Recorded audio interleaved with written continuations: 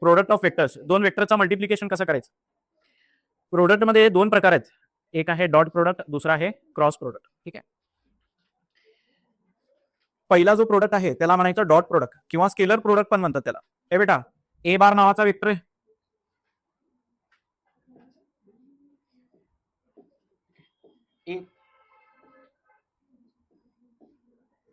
ए बार नावाचा एक वेक्टर आहे आणि बी बार नावाचा एक वेक्टर आहे. दोघांचा डॉट प्रोडक्ट केल्यानंतर ना, ए बेटा दोघांचा स्केलर प्रोडक्ट केल्यानंतर ना एक व्हॅल्यू मिळते तुम्हाला, एक नंबर भेटतो. काय मिळतो? दोघांचा डॉट प्रोडक्ट केल्यानंतर ना काय मिळते? एक व्हॅल्यू मिळते. या प्रकारच्या प्रोडक्टला काय म्हणायचं? या प्रकारच्या मल्टिप्लिकेशनला काय म्हणायचं?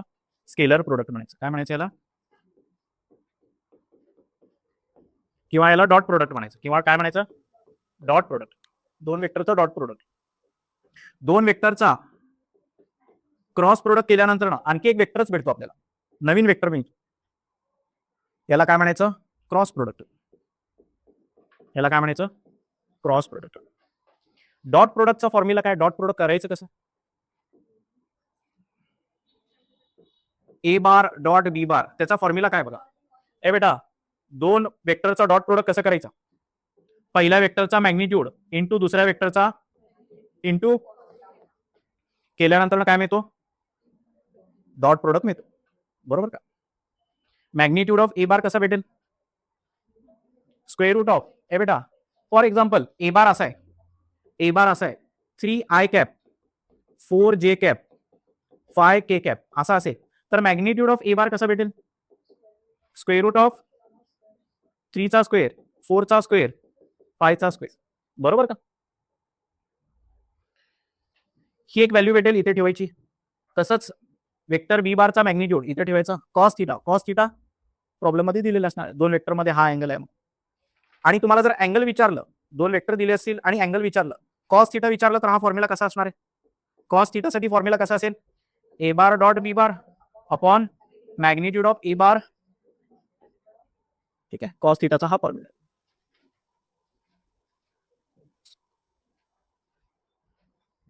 हा डॉट प्रोडक्टचा फॉर्म्युला आहे, हा डॉट प्रोडक्टचा फॉर्म्युला, आणि याच्यावरच कॉस थिटाचा फॉर्म्युला आहे. बरोबर का? याच्यावरच कॉस थिटाचा फॉर्म्युला इथे आहे बघा, कॉस थिटाचा फॉर्म्युला,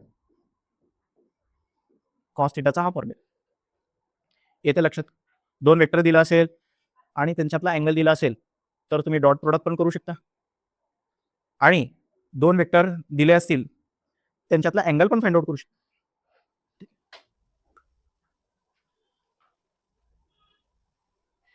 आता 90 डिग्री असेल तर कॉस थिटा, थिटाची व्हॅल्यू 90 डिग्री असेल तर कॉस थिटा किती असतो? कॉस 90 किती असतो? कॉस 90 0 असतो. बरोबर का? दोन वेक्टर जर एकमेकाला परपेंडिक्युलर असतील तर त्यांचा डॉट प्रोडक्ट काय येणार आहे? डॉट प्रोडक्ट काय येणार आहे? कॉस 90 ची व्हॅल्यू काय येते? 0. तर डॉट प्रोडक्ट काय येणार आहे? 0 येणार. ठीक आहे. थिटा 0 असेल, दोन वेक्टर को लिनियर असतील, त्यांच्यातला अँगल 0 असेल तर कॉस 0 ची व्हॅल्यू किती येते? 1. तर त्यांचा डॉट प्रोडक्ट काय असणार आहे? डॉट प्रोडक्ट काय येणार आहे? हा, magnitude of A bar into magnitude of B bar. दोन वेक्टर जर माहिती असेल, ए बेटा दोन वेक्टर जर माहिती असेल तर कॉस थिटाची व्हॅल्यू ऍक्च्युअली आपण असे कॅल्क्युलेट करतो. दोन वेक्टर असे जर दिले असतील 3i plus 4j plus 5k आणि दुसरं काहीतरी 6i plus 7j plus 8k असं काहीतरी दिलं असेल तर फक्त कोइफिशियंटचं मल्टिप्लिकेशन करायचं. कोइफिशियंटचं मल्टिप्लिकेशन करायचं. a1 b1 a2 b2 a3 b3 म्हणजे ह्याच्यासोबत i चा कोइफिशियंट प्लस जे चा कोइफिशियंट प्लस के चा कोइफिशियंट ते ऍड करायचं. a1 चा स्क्वेअर a2 चा स्क्वेअर b2 चा स्क्वेअर स्क्वेअर रूट मध्ये या पद्धतीने सॉल्व्ह करतो. सॉल्व्ह करताना कसं सॉल्व्ह करायचं परत उद्या सांगतो मी. ठीक आहे, प्रॉब्लेम सॉल्व्ह करता. झालं का? हे क्रॉस प्रोडक्ट पुढे सांगितलं का? हा, ए बेटा स्केलर प्रोजेक्शन. दोन वेक्टर आहेत. आता हा एक वेक्टर आहे ए बार आणि हा एक वेक्टर आहे बी बार. ठीक आहे, आणि हा आहे थिटा. या वेक्टर बी बारचा ए बार वरती प्रोजेक्शन आपण कॅल्क्युलेट करू शकतो. Projection of vector B bar on A bar इथे लिहिलंय का? Scalar projection of B bar on A bar. हा कसं कॅल्क्युलेट करायचं? याची सावली याच्यावरती किती पडणार आहे? वरती बल्ब लावला तर याची शॅडो ह्याच्यावरती एवढी पडणार. बरोबर का? ते कसं कॅल्क्युलेट करायचं? A bar dot B bar upon magnitude of A bar. बरोबर.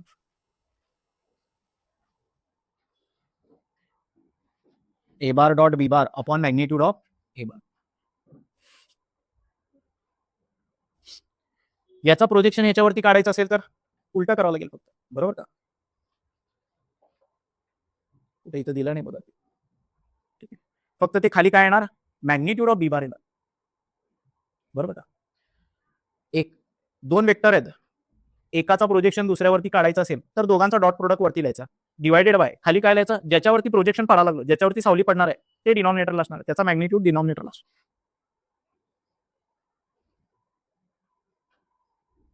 वेक्टर प्रोजेक्शन हे बेटा जसा हा स्केलर प्रोजेक्शन आहे, हा स्केलर प्रोजेक्शन आहे हे बेटा. स्केलर प्रोजेक्शन म्हणजे ती जी सावली आहे त्याची लेंथ फक्त आपल्याला मिळते. वेक्टर प्रोजेक्शन म्हणजे काय, एक वेक्टर मिळणार आहे तुम्हाला, बरोबर का? फक्त या व्हॅल्यूला कशाने मल्टिप्लाय करायचं हे बेटा, वेक्टर प्रोजेक्शन मध्ये फरक काय असणार आहे, या व्हॅल्यूला फक्त A bar dot B bar upon magnitude of A bar ह्याला ए कॅप आणि काय करायचं, मल्टिप्लाय करायचं.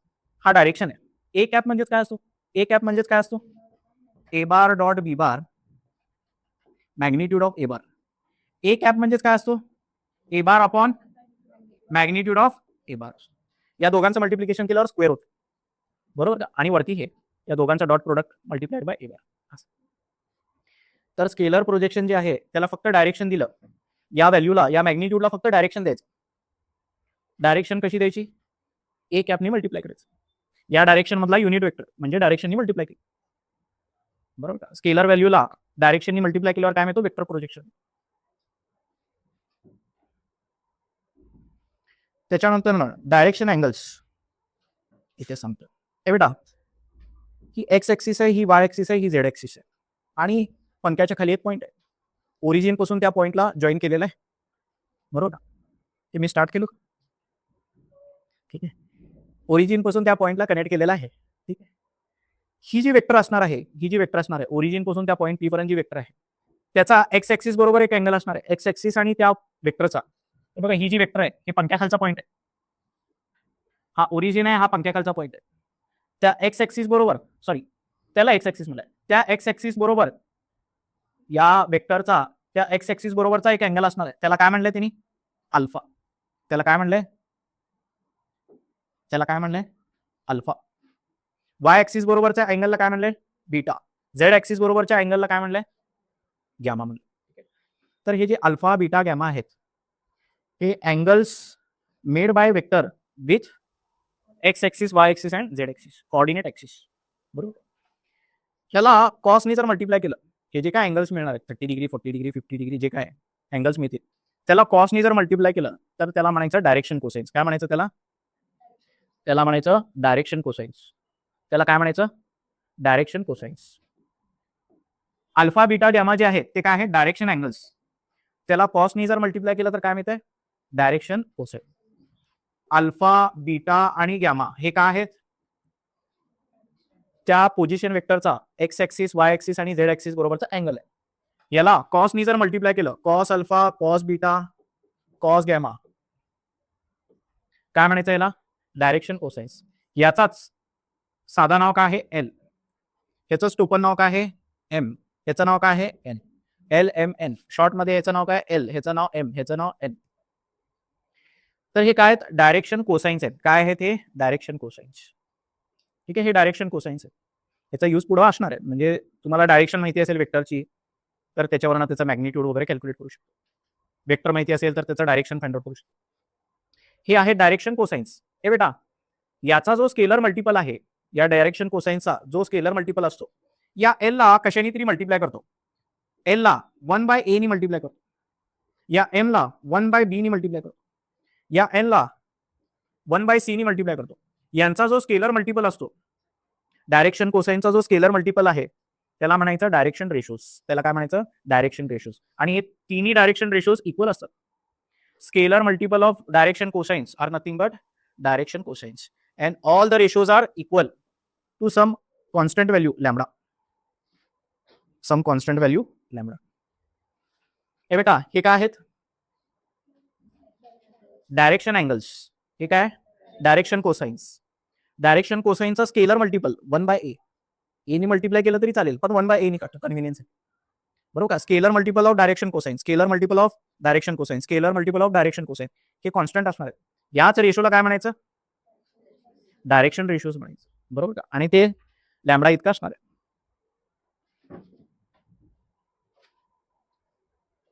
डायरेक्शन कोसाइन्स आणि डायरेक्शन रेशोज. ए बेटा, यांची प्रॉपर्टी काय? यांची प्रॉपर्टी काय? याचा स्क्वेअर केला, याचा स्क्वेअर केला, याचा स्क्वेअर केला आणि ऍडिशन केलं तर ते इक्वल टू 1 आहे. इक्वल टू काय आहे? 1 आहे.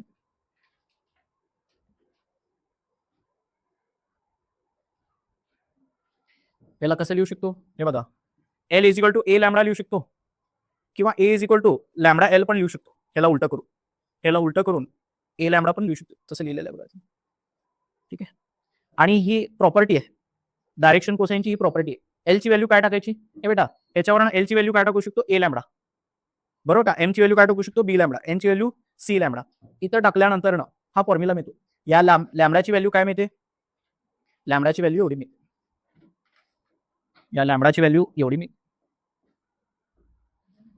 बरोबर का? 1 divided by A square plus B square plus C square. A B C काय आहेत? डायरेक्शन कोसाइन्स आहेत. काय आहेत? सॉरी, डायरेक्शन रेशोज आहेत. एबीसी काय आहेत? डायरेक्शन रेशोज आहेत. ठीक आहे, ते काय आहेत? डायरेक्शन रेशोज आहेत. तर ए बेटा, एल म्हणजे काय होता? ए लॅम्बडा होता का नाही? एल म्हणजे काय होता? ए लॅम्बडा होता. हे बघा इथं, L can be return as a lambda. या लॅम्बडाची तर व्हॅल्यू मिळाली आपल्याला. लॅम्बडाची व्हॅल्यू किती मिळाली? 1 upon square root of A square plus B square plus C square. ही व्हॅल्यू इकडे टाकली तर एल ची व्हॅल्यू कशी कॅल्क्युलेट करायची? A upon square root of A square plus B square plus C square. हे 3 फॉर्म्युले लागत होते बघा. आहे का?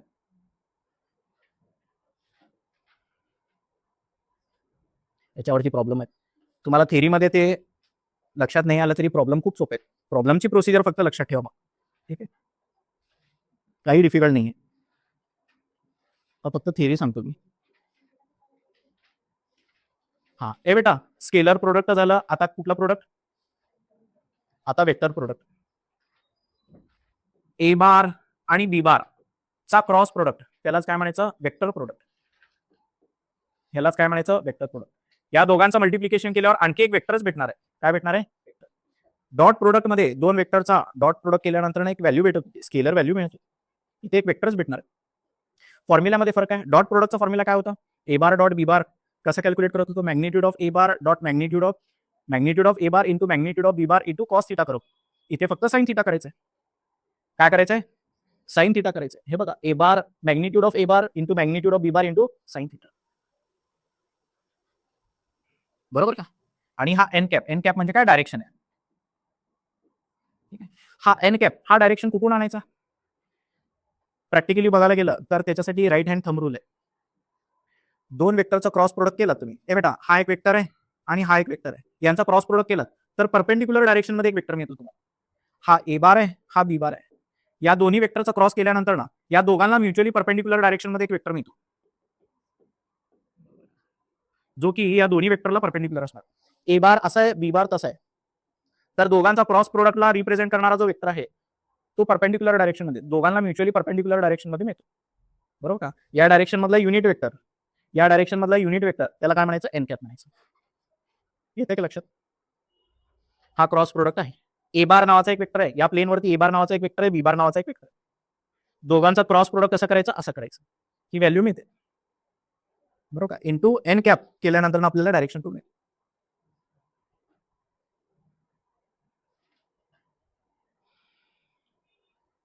त्याचे प्रॉपर्टीज आहेत, मी ते सांगतो तुम्हाला प्रॉब्लेम सॉल्व्ह करतो. क्रॉस प्रोडक्ट ऍक्च्युअली करायचं कसं? दोन वेक्टर जर तुम्हाला दिले असतील, दोन वेक्टर जर असे दिले असतील तुम्हाला, ए बार असा दिलाय 3 आय कॅप 4 जे cap 5 K cap, 4 i cap 5 जे कॅप 6 के कॅप, असे जर दोन वेक्टर दिले असतील तर यांचा क्रॉस प्रोडक्ट कसं करायचं? क्रॉस प्रोडक्ट कसं करायचं? डिटर्मिनंट मध्ये पहिल्यांदा काय लिहायचं, त्याच्यानंतर ना दुसऱ्या रो मध्ये काय लिहायचं? 3 4 5, तिसऱ्या रो मध्ये 4 5 6 आणि या डिटर्मिनंटला सॉल्व्ह करायचं. एक वेक्टर मिळते तुम्हाला i j k, something i s plus something j plus something k, तो ए बार क्रॉस बी बार असणार. येते का लक्षात? अँगल परत फाइंड आउट करू शकता या फॉर्म्युले, बरोबर का? या फॉर्म्युलेने ए बार क्रॉस बी बार करायचा divided by magnitude of A bar into magnitude of B bar केल्यानंतर साइन थिटाची व्हॅल्यू मिळते. आता याचं करायचं काय, याचं ऍप्लिकेशन कुठे आहे, क्रॉस प्रोडक्टचं ऍप्लिकेशन कुठे आहे, ए बार नावाची वेक्टर आहे, बी बार नावाची एक वेक्टर आहे. तर या पॅरलेलोग्रामचा एरिया कॅल्क्युलेट करू शकतो. पॅरलेलोग्रामचे ऍडजस्टंट साईड जर माहिती असतील तर त्या दोन्ही वेक्टरचा मल्टिप्लिकेशन केलं, क्रॉस प्रोडक्ट केलं, तर तुम्हाला या पॅरलेलोग्रामचा काय मिळतो, एरिया मिळतो. बरोबर का? एरिया ऑफ पॅरलेलोग्राम कसा भेटणार आहे, या दोन वेक्टरचा क्रॉस प्रोडक्ट केल्यानंतर मिळणार. येते का लक्षात? तर तुम्हाला क्वेश्चन कसे असतात, base of parallelogram is a bar, base of height of किंवा ऍडजस्टंट साईड ऑफ पॅरलेलोग्राम ते बी बार आहे म्हणून सांगतात. दोन वेक्टर सांगतात, एरिया ऑफ पॅरलेलोग्राम कॅल्क्युलेट करायला सांगतात. सॉल्ड एक्झाम्पल मध्ये आहेत बघा तसं. या दोघांचा क्रॉस प्रोडक्ट करायला सांगितलंय. त्याच्यानंतर ना प्रॉब्लेम सांगतो मी तुम्हाला. इथं कुठे आहे पॅरलेलोग्रामचा एरिया कॅल्क्युलेट करायचं. Area of triangle, area of triangle पण कॅल्क्युलेट करू शकतो. एरिया ऑफ ट्रायंगलचा फॉर्म्युला काय, 1/2 इंटू ए बार क्रॉस बी बार. इकडे दिला नाही का थिअरीमध्ये, पॅरलेलोग्राम दिलाय, ट्रायंगल दिला नाही का. हे बेटा ट्रायंगलचा एरिया कसा कॅल्क्युलेट करायचं, हे बेटा ट्रायंगलचा एरिया कसा कॅल्क्युलेट करायचं. हे बेटा हा ए बी सी आहे, या वेक्टरला काय म्हणायचं, ए बी बार, या वेक्टरला काय म्हणायचं, बी सी बार. या दोन वेक्टरचा क्रॉस प्रोडक्ट करायचा, A B bar cross B C bar, cross product करायचा, 1/2 ने मल्टिप्लाय करायचं, काय मिळतो, एरिया ऑफ ट्रायंगल मिळतो. तसंच केलं का इकडं, त्यांनी थिअरीमध्ये सांगितलं नाही का, कुठे गेला त्या ट्रायंगलचा प्रॉब्लेम, वरती गेलं का.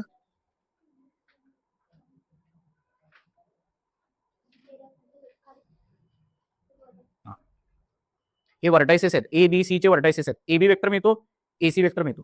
बरोबर का. आता A B vector, A C vector, दोन वेक्टर कुठले तरी, हे आणि हे घ्या किंवा हे आणि हे दोन वेक्टर मिळाले, त्यांचा क्रॉस करायचा. हे बघा दोन वेक्टरचा क्रॉस करायचं, त्याला 1/2 ने मल्टिप्लाय करायचं, एरिया ऑफ वेक्टर मिळतो. हा वेक्टर मिळाला, क्रॉस प्रोडक्ट केल्यानंतर काय मिळाला, वेक्टर. एक मिनिट, हा त्याची मॅग्निट्यूड पाहिजे ना, 1/2 into magnitude of A bar cross B बार.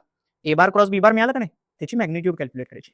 म्हणजे स्क्वेअर रूटच्या आतमध्ये -4चा स्क्वेअर प्लस -2चा स्क्वेअर प्लस -2चा स्क्वेअर, हा फॉर्म्युला आहे. हे बेटा फॉर्म्युला काय आहे, हा फॉर्म्युला, हे मॅग्निट्यूड आहे. एरिया पाहिजे का नाही, हे magnitude 1/2 of A bar, A B bar cross B C, कुठले तरी दोन साईड. बरोबर का, त्यांचा क्रॉस प्रोडक्ट करायचा, क्रॉस प्रोडक्ट केल्यानंतर आपल्याला मॅग्निट्यूड कॅल्क्युलेट करते. ह्याची मॅग्निट्यूड या पद्धतीने कॅल्क्युलेट करायची. कुठे केलं, इथे केलं, स्क्वेअर रूटच्या आतनं. बरोबर ना, केल्यानंतर एरिया मिळतो. एरिया ऑफ पॅरलेलोग्राम कॅल्क्युलेट केलाय बघा. बरोबर, एरिया ऑफ पॅरलेलोग्राम कॅल्क्युलेट केलेलं. अजून किती थिअरी राहिली, 4 पर्यंत झालं. हा त्याच्यानंतर ना ह्याच्यावरती क्वेश्चन आहेच बघा. कशावरती, स्केलर ट्रिपल प्रोडक्ट. हे बेटा आता 3 वेक्टर्स आहेत, ए बार, बी बार आणि सी बार. 3 वेक्टर आहेत, ए बार, बी बार आणि सी बार. हे बघा, ए बार बरोबर डॉट आणि बी बार आणि सी बार याचा क्रॉस, याला म्हणायचं स्केलर ट्रिपल प्रोडक्ट. याला काय म्हणायचं, स्केलर ट्रिपल प्रोडक्ट. याचं ऍप्लिकेशन काय, स्केलर ट्रिपल प्रोडक्टचं ऍप्लिकेशन काय, आणि ऍक्च्युअल मध्ये कॅल्क्युलेट कसं करायचं. ए बार जर तुम्हाला 3i cap plus 4j cap plus 5k cap असं काहीतरी दिलं असेल, बी बार पण तसं, सी बार पण तसंच, तर सगळ्यांच्या कोइफिशियंटला हे बघा, यांचा स्केलर ट्रिपल प्रोडक्ट ला शॉर्ट मध्ये असं लिहितात, बॉक्स प्रोडक्ट म्हणायचं, त्याला काय म्हणायचं, बॉक्स प्रोडक्ट. कसा कॅल्क्युलेट करायचा स्केलर ट्रिपल प्रोडक्ट, याचे कोइफिशियंट्स, ए बारचे कोइफिशियंट्स काय लिहिलंय, A1 A2 A3, याचे कोइफिशियंट्स B2 B3 C1 C2 C, तिन्ही वेक्टरचे कोइफिशियंट लिहायचे, डिटर्मिनंटला सॉल्व्ह करायचं, स्केलर ट्रिपल प्रोडक्ट मिळतो. त्याचे हे प्रॉपर्टीज आहेत, सायक्लिक फॉर्म मध्ये असतात. त्याचा उपयोग काय स्केलर ट्रिपल प्रोडक्टचा, हे बेटा याला म्हणायचं पॅरलेलो पाईप. काय म्हणायचं याला, पॅरलेलो पाईप. पॅरलेलोग्रामचा 3 dimensional version. बरोबर का, त्या पॅरलेलोग्रामला जर व्हॉल्यूम दिलं, बरोबर का, व्हॉल्यूम दिलं, एका रेक्टँग्युलर बॉक्सला तिरपं केलं तर असं पॅरलेलो पाईप मिळतो. बरोबर का, रेक्टँग्युलर बॉक्सला असं तिरपं केलं तर असं मिळतो, पॅरलेलो पाईप मिळतो. या पॅरलेलो पाईपचा व्हॉल्यूम आपण स्केलर ट्रिपल प्रोडक्टने फाइंड आउट करू शकतो. कसं फाइंड आउट करायचं, त्याच्यासाठी काय माहिती पाहिजे, हे बेटा या पॅरलेलो पाईपचा 3 ऍडजेसेंट वेक्टर्स माहिती असायला पाहिजे. हा पॅरलेलो पाईप आहे,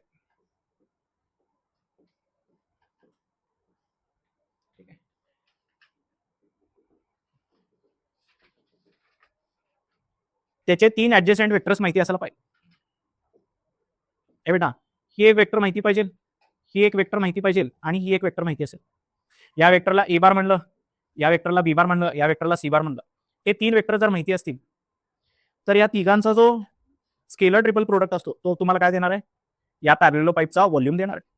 बरोबर का? या पॅरेललो पाईपचा व्हॉल्यूम देणार आहे. अजून काय ऍप्लिकेशन आहे स्केलर ट्रिपल प्रोडक्टचं? तुम्ही टेट्राहेड्रॉनचा पण व्हॉल्यूम कॅल्क्युलेट करू शकता. सुरुवातीला आपण टेट्राहेड्रॉनचा सेंट्रॉइड फक्त फाइंड आउट करतो. A bar plus b bar plus c bar plus d bar divided by 4 करू. इथं व्हॉल्यूम कॅल्क्युलेट करू शकतो. कसं करायचं व्हॉल्यूम कॅल्क्युलेट? बेटा व्हॉल्यूम कसं कॅल्क्युलेट करायचं? पुढे दिलाय का फॉर्म्युला? हे बघा,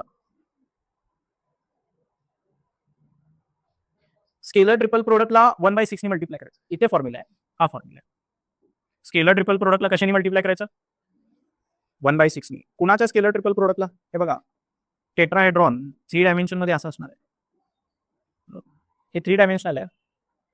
याचा हा वेक्टर माहिती पाहिजे, हा वेक्टर माहिती पाहिजे आणि हा वेक्टर माहिती पाहिजे. हे 3 वेक्टर माहिती असतील, ए बी सी माहिती असेल तर तिघांचा स्केलर ट्रिपल प्रोडक्ट घ्यायचा, त्याला 1/6 ने मल्टिप्लाय करायचं. काय मिळतं तुम्हाला? Volume of tetrahedron. Volume of parallelepiped कसं कॅल्क्युलेट करायचं? तिघांचं फक्त काय करायचं? Scalar triple product. Volume of tetrahedron कसं कॅल्क्युलेट करायचं? 1/6 ने मल्टिप्लाय करायचं स्केलर ट्रिपल प्रोडक्ट. याच्यावरती क्वेश्चन आहेत बऱ्याचदा. एवढे साधे आणि 2 फॉर्म्युले आहेत, पण याच्यावरती क्वेश्चन भरपूर द्या 2-2 मार्काचे. त्याची प्रॉपर्टीज आहे. अजून काय? इथंच आहे का? हा, हे बेटा vector triple product. Vector triple product कसं फाइंड आउट करायचं? हे बघा, 3 वेक्टर्स असतील, ए बार बी बार आणि सी बार. या दोघांचा तर क्रॉस घेता येते आपल्याला, बी बार आणि सी बार. पहिल्यांदा या दोघांचा क्रॉस घ्यायचा. वरती आय जे के लिहायचं, डिटर्मिनंट मध्ये दुसऱ्या रो मध्ये ह्याचे कोइफिशियंट, तिसऱ्या रो मध्ये ह्याचे कोइफिशियंट. डिटर्मिनंटला सॉल्व्ह केल्यानंतर ना एक वेक्टर मिळतो. त्याला सॉल्व्ह केल्यावर एक वेक्टर मिळणार की नाही क्रॉस प्रोडक्ट केल्यावर? त्या वेक्टरला बरोबर परत ह्याच्या बरोबर मल्टिप्लाय करायचं. ए बार बरोबर क्रॉस करायचं. कुणाला? ह्याला क्रॉस केल्यानंतर जो वेक्टर मिळालाय त्याच्याबरोबर. याला म्हणायचं वेक्टर ट्रिपल प्रोडक्ट. याला म्हणायचं वेक्टर ट्रिपल प्रोडक्ट.